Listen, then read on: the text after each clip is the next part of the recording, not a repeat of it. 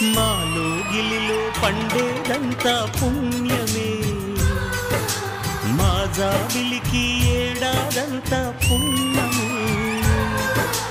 మాలో గిలిలో పండేదంతా పుణ్యమే, మా జాబిలికి ఏడాదంతా పుణ్యమే. ఈ ఇంటికి మా కంటికి మణి దీపం ఈ రూపం. అమ్మా ఏంటి నాన్న? నాకు డౌట్ అమ్మా, మన ఇంట్లో అన్ని తక్కువగా ఉండి పిల్లలు ఎందుకమ్మా ఎక్కువగా ఉన్నారు? మీ నాన్న అన్నిట్లో పూరు గాని పిల్లల విషయంలో రిచ్ రా. ఆటగాడు మా వాళ్ళ ఆటగాడు కాదు. ఏమిటి దగ్గుతున్నారు? పర్లేదు పడుకొని చెప్పు. పిల్లలు బయటికి వెళ్తాన్నారు, వెళ్ళారా? ఆడుకోవడానికి వెళ్తున్నారు. ఎందుకు? మొసలుడే గాని మహానుభావుడు. ఏ మంచం ఎక్కినా ఇంకా నీకు బుద్ధి రాలేదా? మంచం మీద ఉన్నా కాబట్టి కొడితే మంచం కిందకి వెళ్తావు. పడుకో. సరే తరలే.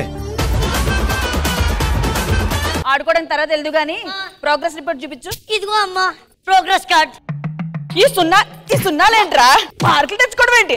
ఆ పక్కింటి లక్ష్మి చూడు, వాళ్ళ కూతురి క్లాస్ ఫస్ట్ వచ్చింది. లక్ష్మిని చూశాను కానీ మార్కులు చూడలేదమ్మా నేను. ఒరే అది ఆంటీరా. ఏదో చీకట్లో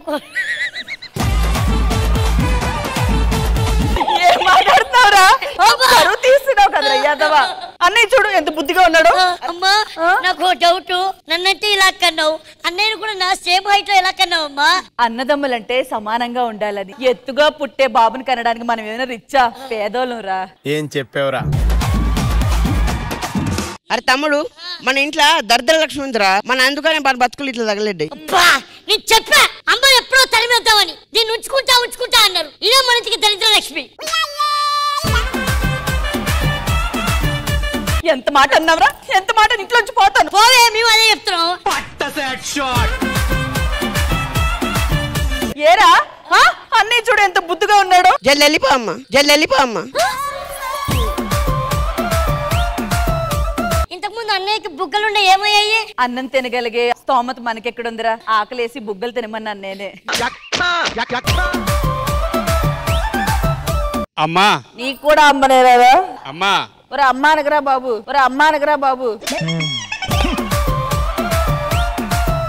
అది కాదు, ఇంటికి ఉన్న ఒకే ఒక పెద్ద అల్లుణ్ణి ఉదయం టీ ఇచ్చావు, పాలంత పలసగా ఉన్నాయి. గేదె ఇవ్వలేదు, నువ్వు ఇస్తే చిక్కగా పెట్టిస్తాను. లేకపోతే కూతురు సచ్చిన తర్వాత అల్లుడివి, అత్తారింట్లో ఏం పనిరా నీకు? అల్లుని పోషించే బాధ్యత మీది. ఏంట్రా పోషించేది? మాకే బట్టలు ఏమిటి? నువ్వు టిప్ టాప్ గా రెడీ. మా ఆస్తి అంతా తింటున్నావు. ఆ కొంపలో పడి తినడానికి. అరే నానా బాగున్నావా నాన్న? నేను బాగున్నా, నువ్వెలా ఉన్నావు? అయితే నాన్న, నువ్వు అలా మొదలైనప్పుడు 300 రూపాయలు పెట్టి 300 ఎకరాలు కొన్నావు కదా, అవి ఇప్పుడు 300 కోట్లు అయ్యాయి. అందులో అపార్ట్మెంట్ కట్టి రెంట్లు వసూలు చేసుకోలేక చచ్చిపోతున్నా. ఇంత ఆవకాయ బద్దెట్టి మాకేమిచ్చారో నువ్వు? బరే నేనేం చేశారా? నేను జబర్దస్తి పంపించా, కానీ నువ్వు ఆవేశపడి బోడుప్పులో ఇల్లు కట్టినావు. ఆ ఈఎంఐ కట్టుకోలేక బద్దనాగుతున్నావు. మనం ఎవడు ఆదుకునేది ఇప్పుడు? ఎవడో కూడా ఆదుకుంటాడులే. అక్క బావ ఎక్కడే? ఇక్కడే ఉన్నారు. ఎక్కడా? సరే బావ వచ్చేలోపు మనం ఐస్ క్రీమ్ తినేసొద్దాం రా. ఉండే బావొస్తారు. సరే కూల్ డ్రింక్ అయినా తాగొద్దాం. ఉండే బావొస్తాడు. వస్తాడు ఎప్పుడు వస్తాడు? సరే కానీ నువ్వు ఫస్ట్ కిస్ ఎప్పుడు పెట్టుకున్నావు? 8th స్టాండర్డ్ లో, బట్ బావ కాదు. నువ్వు సూపర్ రా. సరే కానీ అక్క బావ వచ్చాక బావ ఎక్కడికి వెళ్దామన్నా నాకు ఓకే. ఒక్క నిమిషం. ఓకే బావా. హలో, ఆ పిల్లలో 1 కోటి రూపాయలు పెట్టండి రా. నేను పడుకుంటే మెత్తగా ఉండాలి. అలా ఏంటి? కుక్క గోల్డ్ బిస్కెట్లు తినట్లేదా? డైమండ్ బిస్కెట్లు వేసేయండి. ఓకే పెట్టే. కుక్కకే గోల్డ్ బిస్కెట్ తినిపిస్తున్నాడంటే మా అక్కకి ఏం తినిపిస్తాడు? మీ అక్కకి తినిపించరాలండో. ఆటగాడు మా వాళ్ళ ఆటగాడు కాదు. సరే గాని బావా, నీ కోసం పులిహార చేశాను, దద్దోజనం చేశాను, బిర్యానీ కూడా చేశాను బావా. చెప్తే అర్థం కదా? మీ అక్క ఉండగా నేను అవేమి తిన్నాను. నువ్వు చాలా కంట్రీలో ఉన్నావు బేటా. ఇవన్నీ కాదు, మీ ఫ్యామిలీ ఎక్కడ వస్తుంది? నేను అర్జెంట్గా వాళ్ళని కలవాలి, ఎందుకంటే విషయం చెప్పేయాలి తొందరగా. అమ్మా అమ్మా వసే మన బతుకులేంటి, మీ బట్టలేంటి? ఎక్కడికి వెళ్ళారు ఇల్లు వదిలేసి? ఈ బట్టలు ఎక్కడి? అక్క ఒక్కడిని లవ్ చేసిందమ్మా. ఏంటి చిరిగిపోయింది? కొంపతీసి ఆడి చింపాడా? నేనే. ఏరా వీళ్ళకి బట్టలు కొనిచ్చే ముందు నువ్వు కొనుక్కోవచ్చుగా, ఏంటో లంగోటాలు? బట్టలు చాలా రిచ్ పర్సన్ నేను, చూస్తే అర్థం కావట్లేదా? ఏంటది? ఒక్క నిమిషం. మామయ్య మామయ్య జాగ్రత్త, ఎక్కడ డైలాగ్ ఇస్తే పడుకోబెడతారని మామయ్యనే పడుకోబెట్టారా? మేము పేదవాళ్ళం అని చెప్పి మా అమ్మాయిలు మోసం చేసి పెళ్లి చేసుకుందాం అనుకుంటున్నావు. నా కూతుర్ని ఇచ్చేది లేదు. అమ్మా నువ్వు పైకి వేసుకోవే నీ బట్టలు. నువ్వు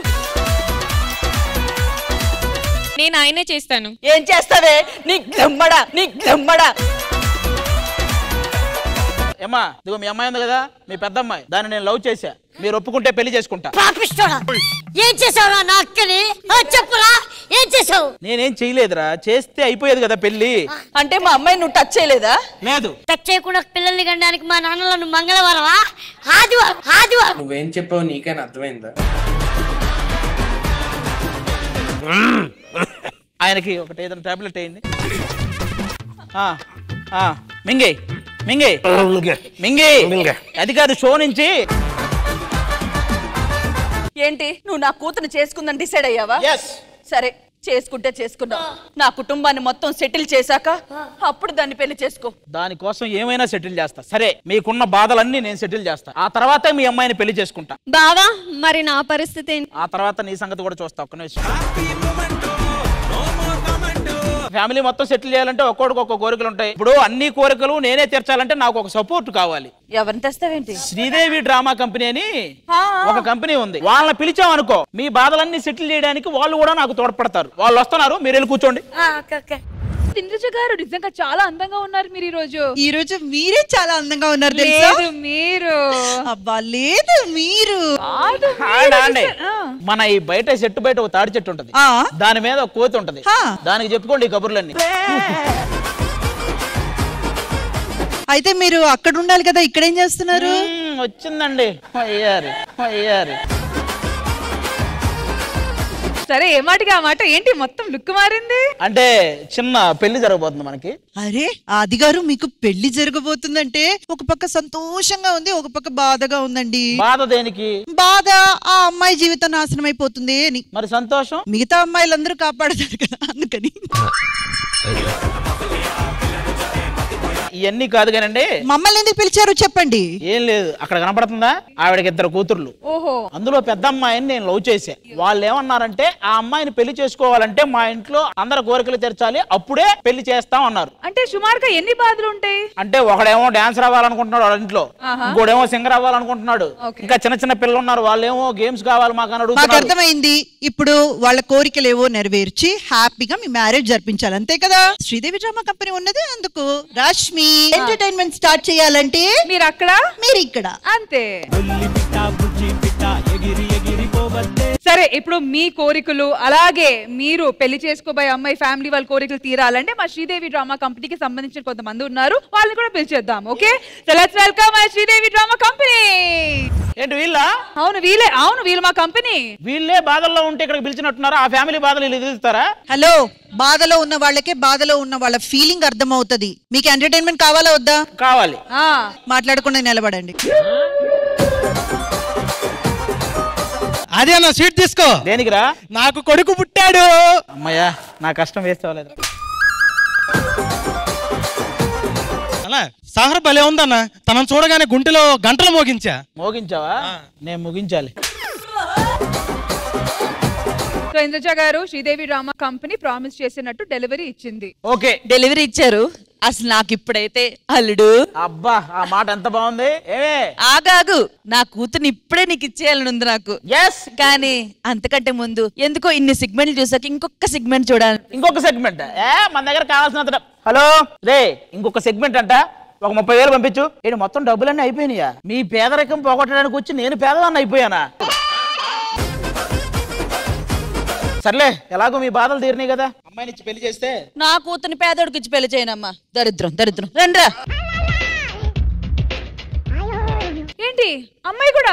మరి ఉన్న డబ్బులన్నీ వాళ్ళని పిలిపించడానికి వీళ్ళని పిలిపించడానికి వాటికే అయిపోయినాయి. అయితే మాకు డబ్బులు మేము ఎంటర్టైన్ చేసాం కదా ఇంతవరకు. ఇల్లు కాలి రాంబాబు వెలుస్తుంటే సోంబాబు వచ్చి హ్యాపీ దివాలి అని చెప్పాడంట. ఎవరే మీరు?